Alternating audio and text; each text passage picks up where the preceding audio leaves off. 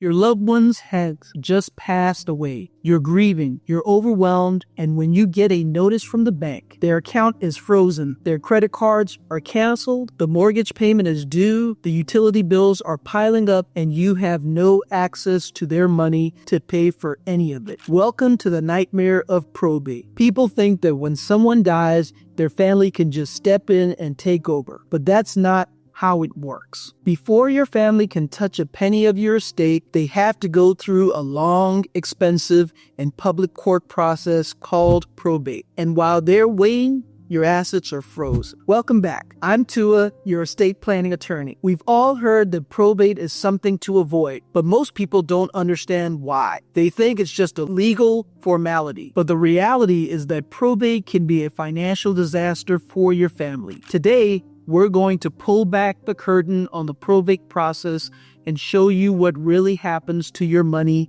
after you die. Probate is a legal process of administering a deceased person's estate. It's the court's way of making sure that your debts are paid and your assets are distributed to the right people. If you have a will, the court has to validate it. If you don't have a will, the court has to determine who your heirs are according to state law. In theory, it sounds like a good idea. In practice, it's a bureaucratic nightmare. It's slow, it's expensive, and it's public. Anyone could go down to the courthouse and see a list of your assets and who inherited them. Here's the biggest problem with probate. From the moment you die until the court officially appoints an executor, your estate is frozen. Your bank accounts are locked. Your investment accounts are inaccessible. Your family can't sell your house or your car. This can take months, sometimes even years. And in the meantime, the bills don't stop. The mortgage is still due, the property taxes have to be paid, the utility companies want their money, and your family might not have the cash to pay for any of it. They might have to pay for your funeral out of their own pocket. I've seen families have to take out loans just to keep the lights on while they wait for the probate court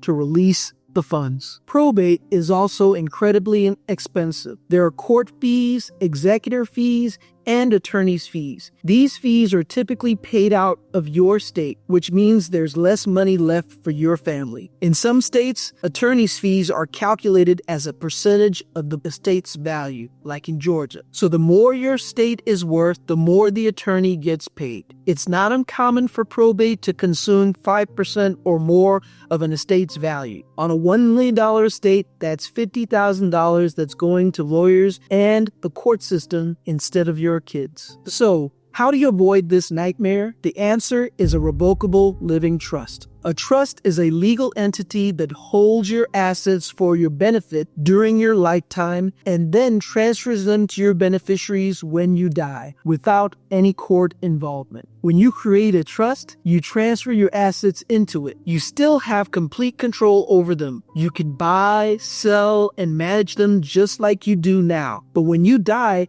the assets in the trust pass to your heirs immediately without probate. No frozen accounts, no court fees, no public record. Probate can be a trap for the unwary. It's slow, expensive, and public process that can create a financial crisis for your family. But it's a completely avoidable problem. A revocable living trust is the single best way to protect your family from the nightmare of probate. Thanks for watching.